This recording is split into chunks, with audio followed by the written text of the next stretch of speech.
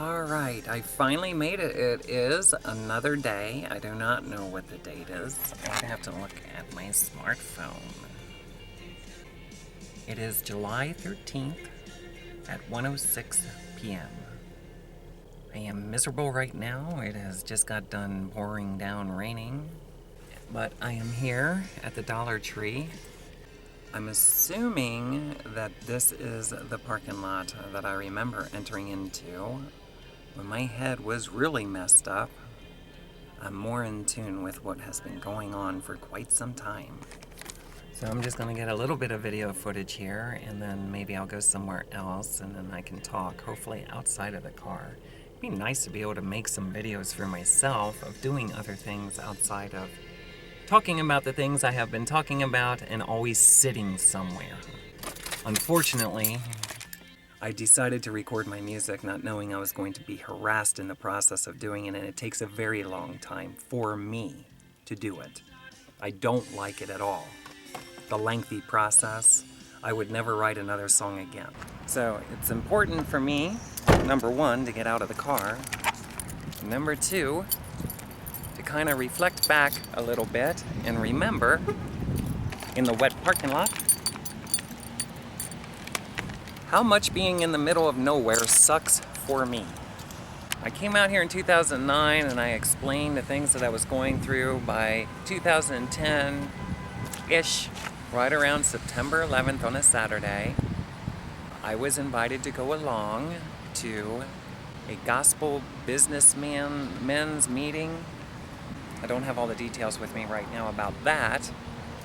And because my mind is always being used to focus on my music and other endeavors, I don't usually have the detailed information with me. But I can read it and share with you. So, I want to show the parking lot.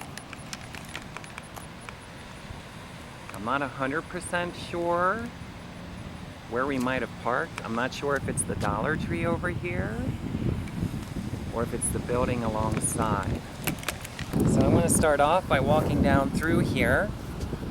One thing I've noticed that I never noticed before in my life until living in Ohio is almost everything since 2009 and 10 that I was exposed to in establishments and went to, they all changed. A large portion of them, rather than not, have changed, which causes a great state of confusion. No form is the same in the same area I live. And I don't like living, by the way. I was told many times, especially when I first came out in 2007-ish, that talking to people, even licensed psychologists, that would say that probably for me it would be better to live in a metro area. And I want to be a voice for the truth and tell you that living in a metro area is miserable as shit. And the reason is, instead of living in an organized area that has a lot to offer, especially for your liking psychologically, is much more conducive for day-to-day living and familiarity than living in an area that everything is spread out over. It took me over a half an hour to get here. I hope I don't have to live like that for the rest of my life. I used to like traveling. That was before I ended up living in an area I don't like, and I have to travel everywhere I go. And most of it is not in a manner that I'm happy with. I'm miserable all the time with it. There's many times I miss going to the same places that I went for many years in my life, just because I knew where to go to do things that I was okay with. One thing I always hated was just sitting around in a home. Just sit. And I tried for years, reaching out to people. I wanted to do stuff. What? I don't know. That's the problem. What? Nobody's teaching you right. You have to surrender to the desires and the passions within yourself, and you can't wait for other people. You got to make an active on that. You got to start applying action to it. And then that's when you start realizing that there's people connected to your brain via satellite, and they cause all kinds of problems for you. I'm sick of talking with or watching videos online. Okay, I get bored. I will not get commercial television because I'm sick of watching all that stuff. All it is people with piss poor attitudes most of the time, just making stuff up and acting like idiots. That's entertainment. Well, that makes it very hard for somebody who wanted to do something a little bit more serious that was more meaningful and beneficial for life. I think I'm the only one a lot of times. If I'm wrong about it, leave a comment down below. Point me in the right direction, because I'll tell you what, I listen to people that you think are worthwhile your time listening to, and you find out that when you take them serious and apply it because you don't know any better, your life circumstances will end up even worse. It'll start becoming life-threatening. And that's exactly what ended up happening to me. And all I ever needed to know for now, outside of other alternatives, outside of working for mankind. Men are mean. People, humans are mean. If you're not their idea of a human being, you're out of there. And by the way, it doesn't even make sense to work for people that ain't gonna respectfully give you a salary that you can actually live on and do things. And then the government wants to take a large portion away from you. For what? Fix the damn roads. It's about time they're starting to do it. I hate a government that takes money from me, and then when I need something, I don't know how to get it. The only way to do things is illegal in their eyes. In other words, you realize satanically is to keep you away from enjoying any moment of time in your life. I wanted to originally videotape the way that we first entered in here in 2010. And I got completely, it was pouring down raining, couldn't see out my windows. So, and there's street signs when I'm driving down through. They are not obvious, let's put it that way. You know, I don't know why people do the things that they do, but I've understood why I have such a problem in my life. It's called I don't have enough money to apply intelligence that I have inside of my head. Because that would start with move where you want to first. For your reasons, don't explain it to nobody. And then the government would be in the way telling me I can't do anything I want to on my own property. Where do we draw the line with this? What kind of fucking goddamn government walks around telling people they can't do things they want to? If I ever did do live musical endeavors in my life, it has to be a legal contract that says my money does not go to the government. No way. And by the way, I'm glad that you're starting to fix up the roads. Okay, I hope it's happening around America, because if I ever did travel and I did do musical endeavors, I don't want to be bouncing around in my vehicles. Okay? It matters. Kind of like the road that I was living on. I can't believe it took them years to fix it since I lived there. You know, if more people did things in alignment with the Bible, it'd at least be a little bit more enjoyable to live on planet Earth. You know, it's a shame that I have to live in a world where I have to reason with people who dominate me. Instead of just smacking them in the face and saying, get away from me, I do what I want. I was given life in 1972 and it's been miserable ever since then because I didn't understand. You forced me to go to school. And I didn't even know how to take care of myself. Gotta learn other alternatives, Tracilyn. What are other alternatives of living? Well, the second you start planting a garden somewhere where there's grass, okay?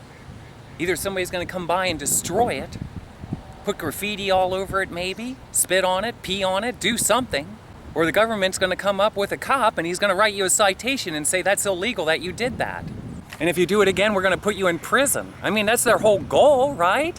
Isn't that a cop's goal, is to put people in prison? I can imagine a conversation that happens in their locker room, huh? On how many people they bust in a day for things that most people are innocent of, which makes me know that I don't ever wanna meet a lawmaker in Washington, D.C. that waste their whole entire life writing in laws that contaminate the human race and make it very difficult to live. Can you believe that people actually have a salaried job position for that?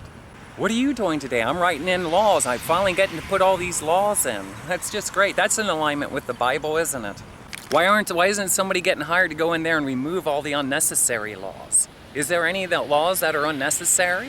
Why don't you teach people to be obedient to God and obedience to love and life and respect for humanity and themselves? Why don't you teach people, instead of going out there somewhere to help people, that they start fucking serving words inside of their brain, the dominant truth within inside themselves? Some of them will be out there helping them, and some of them, maybe not now, but later on in this lifetime, will cross paths with them. I don't want to explain all this for free. I should be getting paid to talk publicly. I know what I mean. And what I mean is, I could fucking make my way in this world just speaking. Because I'd be speaking to ignorance, and it's an eternal conversation when you're speaking to it. You speak reason and common sense, and ignorance is there continually being ignorant. It's funny when you look around.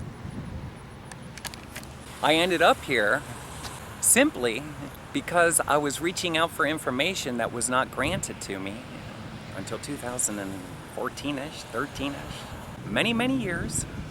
And I had to go about life much differently.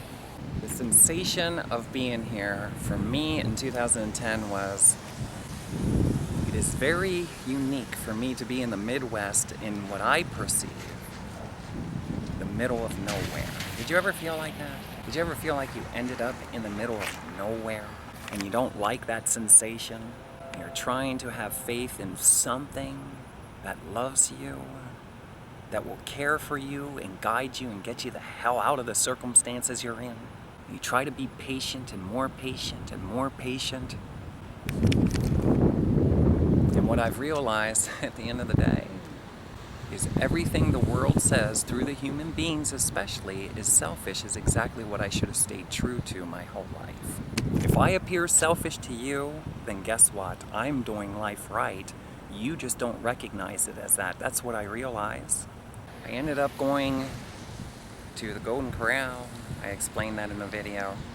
That was not the place. It was actually over here, and I have the name written down, and when I get somewhere else, I'll say what the name was of the restaurant because I'm unfamiliar with it because I wasn't born and raised out here. The disappointing factor is the same person that pulled into the parking lot with me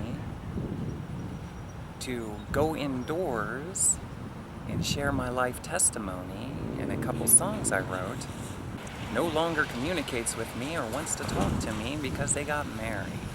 Thank goodness that they were in my life for the time that they were, because I would have never known what else to do. That's all I can say about that. I'm very grateful. I might not sound like it, but that's just it. You can't tell. Grateful is inside of me. You cannot tell grateful by the way a person talks. You cannot judge whether or not they're grateful. By the way, you have no idea what they're going through. What started off as just wanting to get my life together and make things right and get away from being self-employed once and for all turned out to be a livable nightmare. Then when you face that reality, the only way that you can make it at all is if you become a hard ass like the rest of the world and you do everything yourself and you refuse to be in a relationship with somebody that's not beneficial to the life you desire. Because chances are you're in current circumstances and you don't desire that. Most people don't desire it. Most people don't know what to do about it. Then they listen to jackasses on TV, and because of the confusion in their own life, they take them serious, and then things end up near death continuously. Do you ever feel like you were walking on a tightrope near death?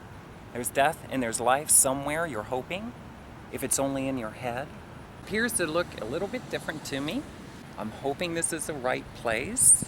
I remembered the parking lot. I thought it was a bigger parking lot. So I want to kind of back up here so hopefully we can skip some of the license plates. And we're going to get some video footage. I'm going to share it with you, and then I'm going to try to walk inside, not with this camera, but my smartphone. Usually I get in trouble for everything I do. Is there a way that I can get a license permit that I can be Tracilyn Michael and do what I want so long as I'm not attacking somebody else? Who would I go see about that in DC? Huh? Is there anybody who has authority in DC that can grant that to me? How much money do I have to pay for it? The right to live, I mean. It's a shame that when I was born, God didn't have a bag of money for me when I was born. Okay? Because what I realized is what? When a child is born, they need freedom to live. That's what they need. And they need love. And they need to have a safe place to live that they're okay with. And they need a lot of other things. We're not taught exactly how to go about it. The way we're taught is not what works long term. Most of the time, it's an illusion. You'll get something out there someday. Go through school first. Go for about 12, 13 years. Go to college. Well, things change. Well, there you go. The devil's mirage. That's just freaking great. However, if you start surrendering to the inner truth, like when I was tugging on my mom, I don't want to go to school. And all those politicians are probably dead by now, most of them, okay, that enforce laws that if I don't go to school, my mommy could be fined, penalized, and I could maybe be taken from her. Why? Because I want to do what's best for me, longevity? Because meanwhile, if I would have got busy up in my studio, right, and I would have recorded music, away I go. Because doesn't most people who do music all the time have houses, properties, and brand new cars and clothing? Well, sure they do. So therefore, as soon as you touch a guitar and you start to play it, there are enemies inside of you with electricity. There's probably a chip. And if you're doing something they don't approve of, they'll electrocute you. Do you ever feel the electricity jolting through your freaking body? You think that's from somebody that loves you? Why is it every time you reach to do something you really want to do, you acknowledge that? Because why? Because they try to stop you. In other words, we're assigned a domination crew at birth. Well, that's just pleasant. It's nice to know that, isn't it? And people don't talk about it because why? Because most people are cowards when it comes to those subjects.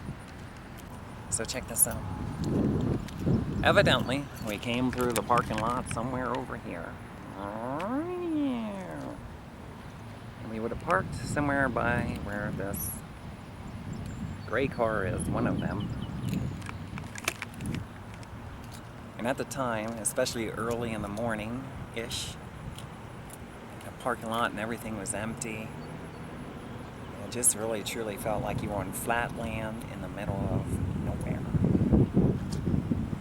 And I was a little nervous because this was still fresh. I didn't understand how else I was going to get my needs met. Somebody was helping me out, taking care of me for the most part, helping me out financially where necessary, feeding me, okay?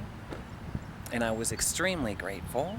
I am grateful because without that, I would have never made it. Okay, and the reason is I realized a closing in, especially from law enforcement, who was going to the extreme of setting me up and impersonating in a criminal situation. I'm convinced. So I went in here, I had it kind of organized. I was really believing that God was calling me into a one-of-a-kind children's rock and roll ministry, and part of that was to share my life story. So I came here. I was a little nervous too because it was a gospel businessmen's. And I realized in time, I thought it would be what? The worldly men's meeting. And with me transitioning and wanting to make things right psychologically for myself, more in womanhood, you can imagine that I felt a little awkward. Not because of them, just because of the title even. But I did because I was with somebody, and the only somebody I had in my life that I was hoping that I could trust. With that being said, they were kind of like my security blanket. And I went in here and we had an awesome all-you-could-eat breakfast buffet. At the time, I remember how happy I was to be doing that. You know, I love breakfast, I love eating out, and when it's a nice establishment, this was pretty decent. And we got to go in and sit, and I love being around what I thought and felt as like a Christian community kind of presence, people who were seeking God or loved God. There was other people who shared their life stories and occurrences and how they came to Christ, and I love that. I find it fascinating.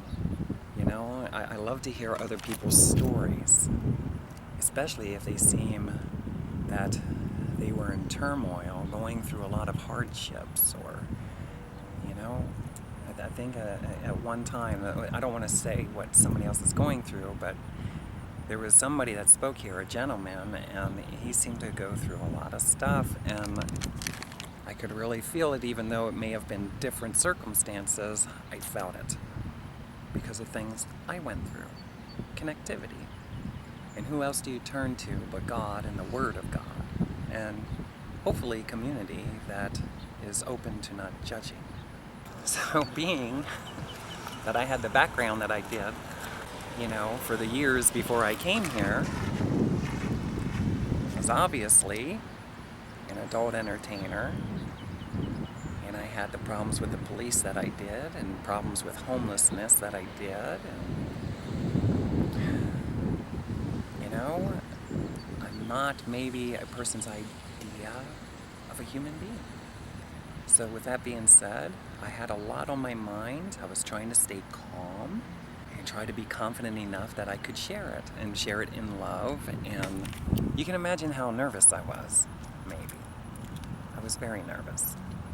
I really enjoyed hearing the testimonies. There was a really great host, a great speaker, and he used to make me, whether he knew it or not, I would laugh because he was funny.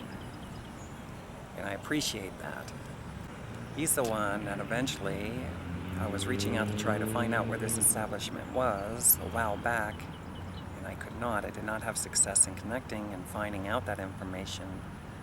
But the next time around, not so long ago, I finally received a message after reaching out a second time. If I do move from Ohio, I'm hoping to eventually. I was hoping that this would be one of the spots that I could return to and capture video footage. I was hoping that I wouldn't be stressed out or mad, and it starts off that way. I was here yesterday, and then, believe it or not, on my way over here on Lyons Road, I think it is, a bridge I think is over 675, but I'm not 100% certain. Evidently was under road construction. It was not usable, and with that being said, I only knew things off the top of my brain from what I observed months ago, at least. So I ended up driving around and trying to find a place, and I could not. So I had to go back home, where I had to park across a very dangerous intersection because our establishment that we live in right now does not have enough parking per tenants who have cars. I would love to share with you about that because as I cross the street, what do I see? Is it a cross by a telephone pole? Do you think somebody died there? Well, it wasn't that long ago that I heard a car accident.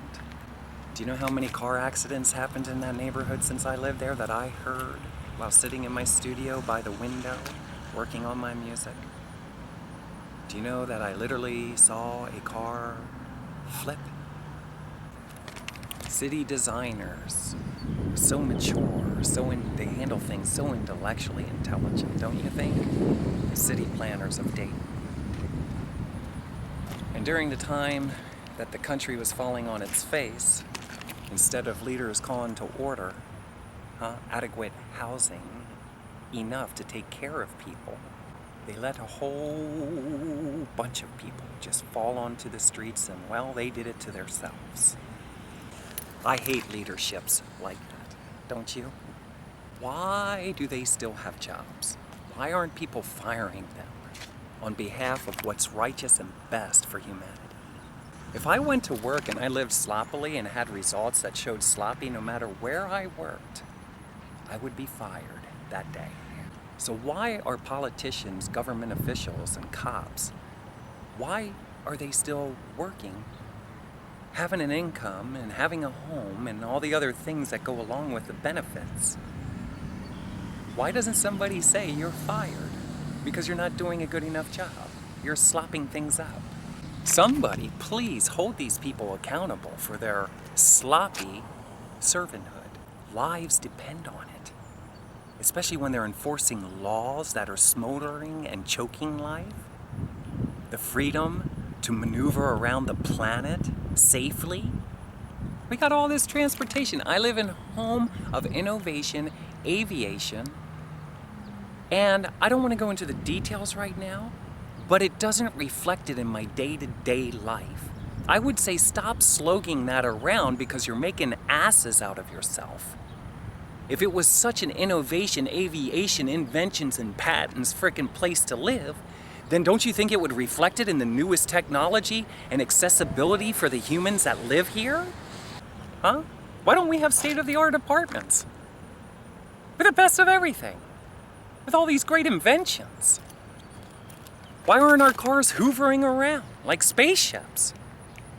Which reminds me, if the government has justified the reasoning to have a newer, updated vehicle at any given time in a government place, like police cars, ambulances, that might not be government, is it? Is it government? Is it not?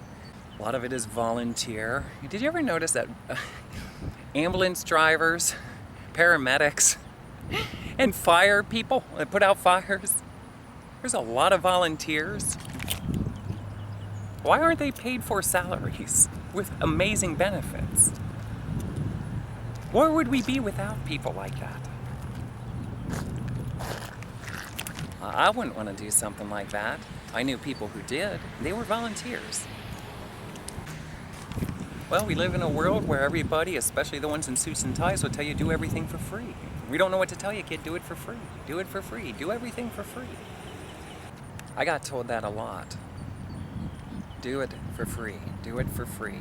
I was self-employed as a musician when I used to start hearing a dominancy of that coming through the human race. Why do you do music for money? Well, I don't have all the answers. I didn't do it for money, but money was included. How about because there's things I want in this lifetime, and if I walk into an establishment and just take it, I'll be arrested. Did you ever feel attacked by something that was in the human race, insisting that you go through life doing things with no money included? Do you think that's how a lot of people end up homeless? Because of the domination of the world conversation, which is satanic, against life? The economy world's here. Why wouldn't you do things and money include in it? Why wouldn't you get paid to do the things that you do? Aren't you worth it? If the economy world's here, do you know how many warehouses are worldwide with skids, pallets, loaded, in warehouses filled with money? Why can't I have some of it? Where's my pallet at? What I realized in this ministry thing, Tracilyn Michael was ministering to herself. Because why? Because I was born again in 2007 when I walked up the steps and I started to surrender to the truth in a hayloft in Cleona, Pennsylvania. And my whole attempt was to somehow adapt into a life that I could adjust and be okay with circumstances. And what ended up happening should be a movie. Well, hold on a minute. If that's my idea, I'm the one who has to pay for that movie, right? I'm the one who will have to write the scripts. I'm the one who will have to get the permits by the government, you know, licenses and stuff and allowance. I have to go to court and argue and fight as to whether I have the right to share my life story in my lifetime. I got the soundtracks. I'm gonna have to pay everybody. Nobody's gonna want to volunteer and do it for free. Did you ever notice that? Did you ever notice you're not allowed to have your own money, and if you do anything, you gotta pay everybody else? LCBC, Lancaster County Bible Church, taught me very good as I walked away with my head down yet again. Frustrated. Why is that? Because they like to show you images of people in need over 8,000 miles away from where you live. And then they want to say, well, if God really wanted you to minister to that, then you would be able to raise the money. Why don't I raise money for Tracilyn Michael before I end up in those circumstances? That's what I learned when I was in LA. Before you end up living on the sandy beach, don't you think you should raise money for Tracilyn Michael? Yeah, I realize that. And I realized I was a hell of an entertainer, and I realized that as soon as you start making livable money, at least for circumstances you're in, the cops will show up and tell you it's illegal. And in my lifetime, I would like to see the prostitution law go the fuck away. Sex enslavement, rape, entrapment. Huh? These are services or occurrences that require help. But when somebody looks at somebody else and says, hey, you want to get with me later on? Why should the person be doing it for free? What are you going to give me? Why should I do it? Well, how is it going to be a servant to me? I don't need that. But if I'm okay with it, then sure. And why should a cop be here? We're going to arrest you now. It's not that cop's business.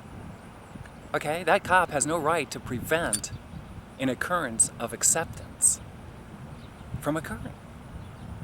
If two parties are acceptant, then it's not the cop's nose to be involved.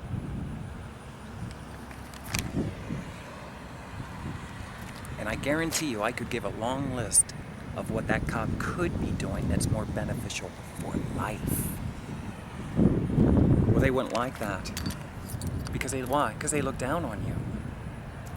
Because you're not of some statute in the world that says, when I speak, you take me seriously as gospel. Instead of when the Bible takes form, Scripture, inside of a human being's body that the average person looks down on, and that person starts speaking, you don't know how to handle it. They don't know how to handle it. It's like you're walking Scripture. But you don't look like it. Well, here we go with the Jesus thing again. He didn't look like he was the king of all kings either to many people, huh? And only few, a small percentage when you look at the world population, believed it was him. The same message, the same occurrence, different ways over and over again. But if I was in a position and I got out of a limousine and you saw me on TV on a regular basis, you'd take my words as, wow, hey, can I have your autograph? Because that's how people are. I get a picture. Huh? That's exactly how it happens. But if you don't know that person, they get out of a car like I have, and maybe have these sneakers on,